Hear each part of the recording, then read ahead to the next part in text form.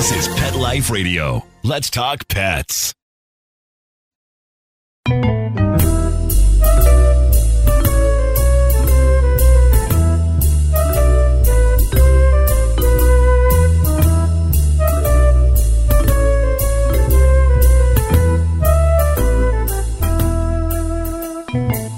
Hello, feline friends. This is Michelle Fern, your host on Cattitude. Today, we're going to have a really, really interesting episode. Did you ever wonder how your veterinarian stays on top of all of the wealth of information out there for your pet? Well, my guest today is going to give us a little glimpse into that world. And then we're going to talk about one of the illnesses that can be so tragic for your cat. And it's important to look out for the symptoms. So we'll be right back after this message. Hey everyone, Michelle Fern here, your host on Best Bets for Pets and Cattitude. Ben and Jerry's has frozen treats for dogs. I know Nikki is going to love this. He loves a frozen treat. They have two different flavors. One is Punch's Mix, which is peanut butter and pretzel, and the other one is Rosie's Batch, which is pumpkin and mini cookies. You know, I kind of like both of those flavors too, but my absolute favorite is fish food. Anything Ben & Jerry's is always fabulous because the quality is so good and their mixes are so delicious. Be sure to check out more about these frozen dog desserts as well as pictures of all the caniners at the Ben & Jerry's Vermont office at benjerry.com. That's BENJERRY.com. Let's Talk Pets on PetLifeRadio.com.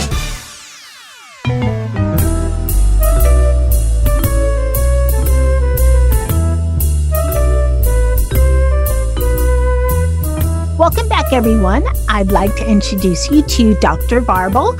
She's a veterinarian and works closely with the NAVC. Welcome, Dr. Varble. Thank you so much for having me today, Michelle. It's great to be back. I'm thrilled to have you back. You know so much about the veterinary industry, the field, and especially about cats. Can you tell us a little background for maybe people that didn't catch the last episode or maybe even the episode before? I know you've been on Cattitude at least once before. I'm kind of in one of those days where I'm losing track, but you're so good and know so much. So thank you. Well, thank you. It's really good to be back. Yes, I am the Chief Veterinary Officer here at North American Veterinary Community. So my current job is really focusing on how to bring educational opportunities to veterinarians. But I also work at an exotic pet clinic, and I've done work in general practice as a veterinarian and as an emergency vet. So I have kind of seen quite a bit. I would say all, but I don't think in veterinary medicine you've ever seen it all. Every day brings something new and interesting and unexpected to our lives. Well, thanks for sharing your background. And, you know, I think to the average person, I don't think we actually think about how our veterinarians stay on top of everything. I mean, if I were to answer that question, I would think, well, they, probably read journals or, I don't know, maybe there's a workshop every so often. So how do veterinarians stay on top of things? Well, you're right, Michelle. It's actually really challenging because advances in animal medicine are really moving as fast as they are in human medicine. So staying on top of things and being able to offer the latest and greatest advances in medicine to our patients and to your pets can be really difficult. That's kind of where we come in as NAVC. We offer a variety of opportunities to allow veterinarians to get continuing education credits in almost any subject in veterinary medicine that they would like to further their knowledge on. But it is very, very important for us to stay on top of things. So much is happening so quickly that's kind of how it can be hard. But the one thing that it is important to realize is it's actually a legal requirement too. In every state in the U.S. and in most countries, veterinarians are required, just like human doctors, to attain a certain number of continuing education credits to renew our licenses and stay up to date. That's great information because as you were talking, I was going to say, how do you know if your vet stays on top of things? Because even if a vet's been practicing, 30, 40 years, there's still new, innovations all the time. And how you mentioned it's moving so fast. So this is good to know that your, veterinarian has to, I guess, fulfill requirements on a yearly basis, on an annual basis for their license. Yeah, not only is it a legal requirement, Michelle, but you're going to find that most veterinarians are driven by a couple of things to get further educated. One, we're kind of nerds at heart, A lot of veterinarians really, when they signed up for vet school, it's because they were really, very accomplished. Vet school is very challenging to get into. And to be honest, they really love learning. They love learning new things. So my job is really fun because it kind of fulfills one of their favorite things, which is just learning new stuff. But the other reason is it can be really satisfying to bring these new opportunities and these new advances to pets. We have so many challenging diseases to treat and so many hurdles with veterinary medicine. Our patients can't talk. We're relying on their owners to be their caregivers. So kind of the easier that we can make things, the more fun we can make things, the more attainable we can make things. And even in some ways, the more financially achievable we can make things, the better care we can bring pets. So actually getting educated on some of the newest and greatest things is really satisfying for us. Can you give us an example of something that is new and just brand new to the veterinary industry within the past, say, 6 months that us as pet parents would be able to relate to? Sure. Probably the easiest one is actually what we're going to talk about later. And probably everyone has seen it on TV. There have been all of these amazing advertisements for diabetics, for monitors that stick on their skin and can tell them what their blood sugar is. And the advantage for people is, right, they don't have to worry about pricking their skin, getting a small blood sample, and being able to check their blood sugar that way. It's been a really big advance in diabetes care for humans. Well, guess what? We're already doing that in cats and dogs. Literally today, those devices are actually already approved for and being used in general practices all over the country for cats and dogs for diabetic monitoring. So you're telling me there's a device and it attaches to your dog or cat, or is it a stick-on so you shave the skin off it maybe? Believe it or not, it's a little combination of both, but it's something that your veterinarian or your doctor would apply if you're human, but your veterinarian would apply to your cat and dog. And literally all it takes is prepping the skin. So yeah, shaving the fur and applying the device. It's not a surgical procedure. It's not painful. It's simply a matter of applying some surgical glue and the device to the skin of your dog or cat. That's amazing. Yeah. And again, you've probably seen, commercials for them on TV. So it's really cool because when we talk about this with clients, a lot of them, unfortunately, diabetes is so widespread in people that a lot of them have family members or they themselves are diabetic. So when we tell them that we can bring the same type of advancement and the same type of technology to their dog and cat, and they know how easy it is to use it because, again, they've either had personal experience or had a friend or family member use it. It's really quite exciting to kind of see their eyes light up and go, wait a minute, I know that. I know what that is, and it's easy to use. So that's a really exciting opportunity. But to be honest, there's so many great examples. Everything from like ultrasounds are widely available now, and so many general practice veterinarians have access to things like digital x-rays, ultrasounds, dental x-ray machines, things like that really can change how we treat pets and make it much easier and much more complete than it used to be.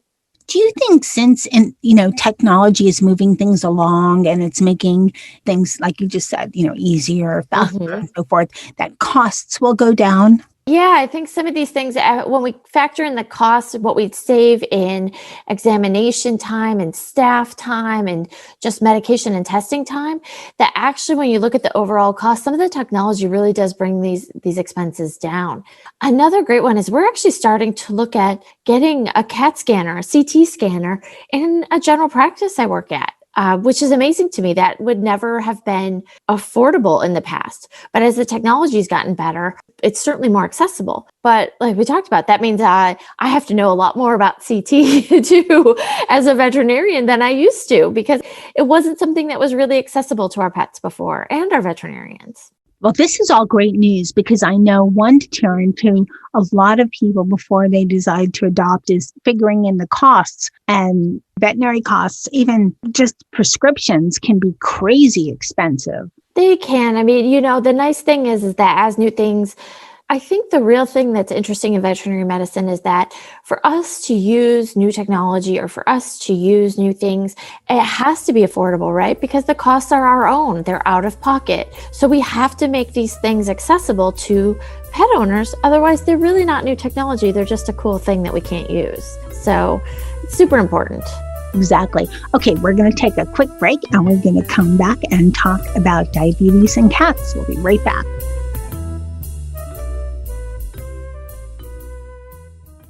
Hey everyone, Michelle Fern here. I love my cats, love spending time with them, but I need a little me time and I need a little break during the day that refreshes my mind. So you know what I do? I play June's Journey. Who doesn't love a good mystery? Well, in this hidden object murder mystery game, June's Journey, you awaken your inner sleuth and step right into this thrilling adventure series set in the heart of the Roaring 20s. You play as June Parker, who is an amateur detective investigating the mysterious death of her sister. This is a free-to-download mobile game that really puts your powers of observation to the test, not to mention your memory and logic skills, and it just leaves me refreshed and ready to tackle my next big challenge. So, join the 30 million fans across the globe and awaken your inner detective with June's Journey. It's a super fun game, and my cats don't even mind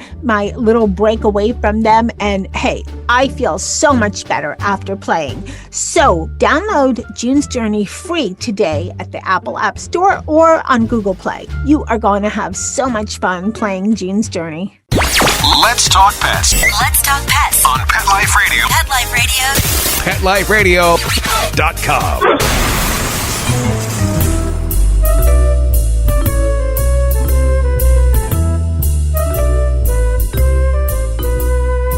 Welcome back, everyone. We're talking to Dr. Varble, and in this half of the show, we're going to talk about diabetes in cats, which, Dr. Varble, I happen to have this problem come up in my cats, so I'm fortunate. But a family member did have 2 cats, both diabetic with the insulin and shots and everything, and it was manageable, but there was a lot to go through. A lot, right? It can be very overwhelming. Sure.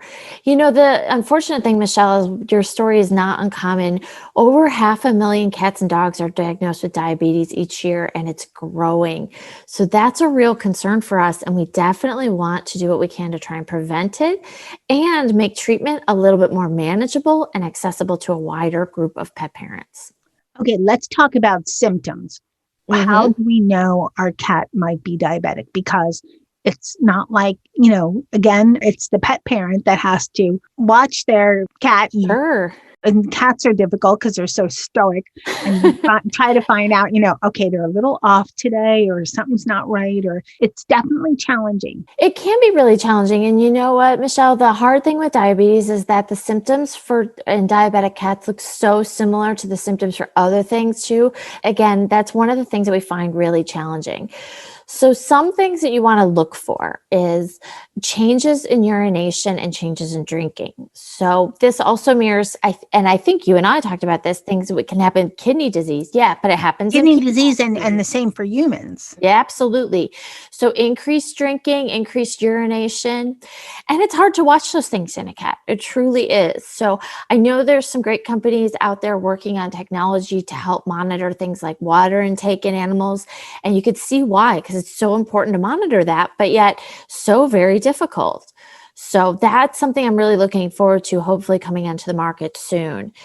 But if you notice them not using the litter box or all of a sudden urination behavior changing, that can be one. But usually the other big change with cats with diabetes is we'll also start to see that it's kind of a weird thing. They almost start losing weight, but they're still overweight because the vast majority of diabetic cats are overweight. But you'll notice actually what they're losing is muscle. And you'll notice that they're also getting weak and don't have the energy that they used to, along with the increased drinking and the increased urination. You can see an increase or decrease in appetite, But that can be another trigger too, because usually animals with kidney disease don't eat as much, whereas diabetics sometimes will become quite ravenous. So unfortunately, it looks like a lot of similar problems, like again, problems with thyroids, problems with kidneys. So that's why it's so important to, if you're seeing those symptoms, follow up with your vet for things like blood work and urine checks to see what's going on. Okay, this is a question I bet a lot of pet parents out there are thinking of. There's a number of types of litter on the market that can detect illness in cats. How well is that as far as a guide to detecting some diabetes? Or is it basically, what are your thoughts on that? Well, actually, it can be quite good. There's a couple of brands out there, and I know there's even urine sticks out there that, again, human diabetics use. And what they're looking for specifically is sugar in the urine. So when we have glucose or sugar in the urine, that's really abnormal. Now, for people, it's really abnormal. There are almost no healthy people that have sugar in their urine just incidentally. It's not as specific for cats because very, very stressed cats, believe it or not, can have sugar in their urine, and that can be normal. But if you're seeing changes like that consistently, that's a problem. One time, super stressed, there was workers in the house, something happened, loud noises. Sure, you can have a stressed cat with sugar in their urine, but if you're seeing it all the time, that's not quite right. Okay, good to know.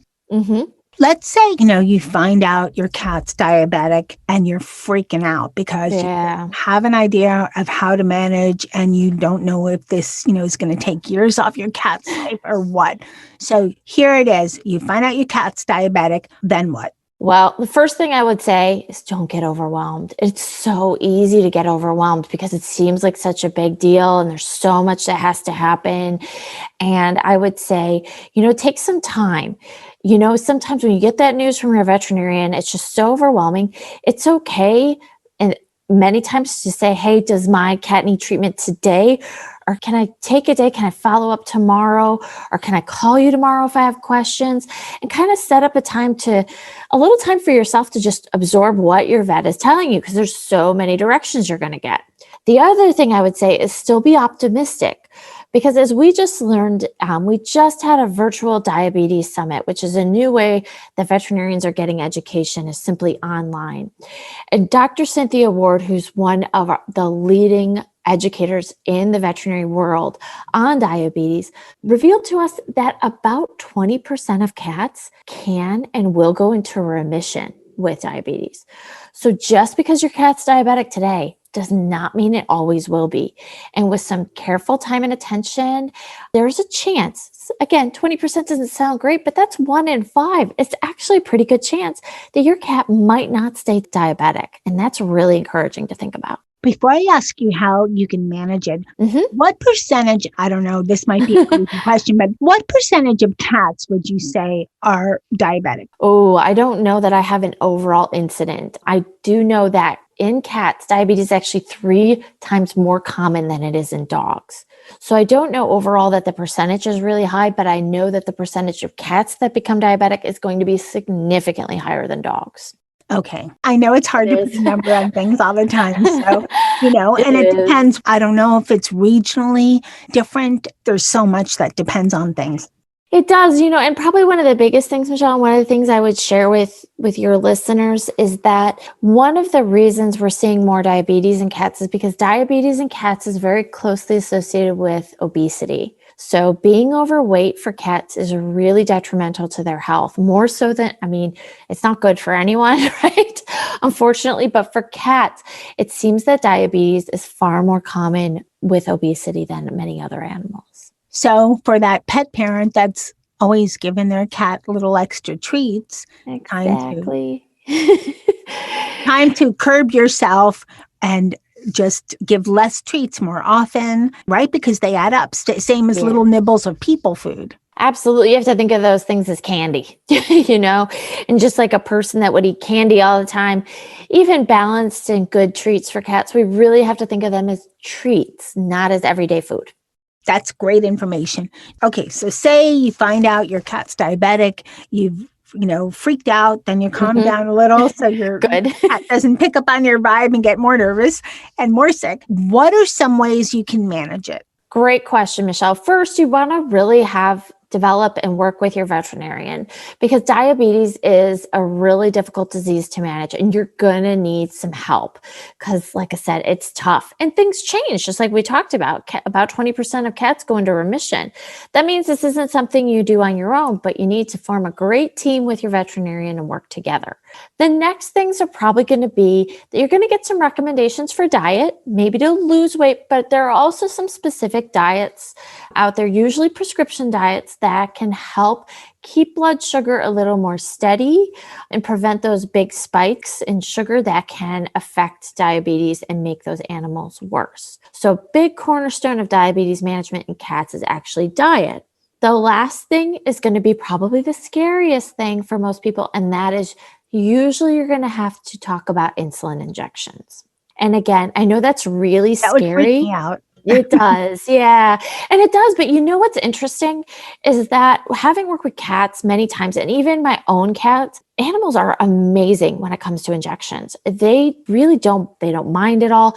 And think about it. Your cat has that wonderful loose skin with lots of space underneath. We don't have that. Injections for people hurt more.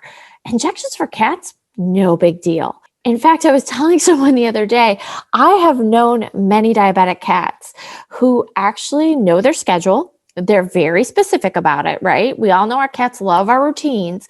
They know what time breakfast is. They know what time dinner is. They don't tolerate us getting off our routines. But I've known diabetic cats to come bother their owners, tap on them, hit them with their paw, come meowing, because they knew it was time for their injection. They know. You won't find that with people usually. Yeah. Yeah. But I've known a lot of cats, they just get so used to it. And because of that, we often find that, just like people, unfortunately, diabetic people and diabetic cats, yes, they can have a shorter lifespan. But the good news is that with proper management and a little bit of care from you and your veterinarian working together as a team, cats can live with diabetes for years. So, again, I know that sounds a little scary, but it's actually really good. And they don't just live, but they live well. Well, the family member who had two cats that were diabetic, they were 19 and 20. There you go. Those are not young cats, right? Oh. That's a fantastic story. I'm so glad they live so long. All of this talk about pet obesity and everything, we should do a future show on ways to exercise your cat besides leads. That would be a great show. It's very challenging.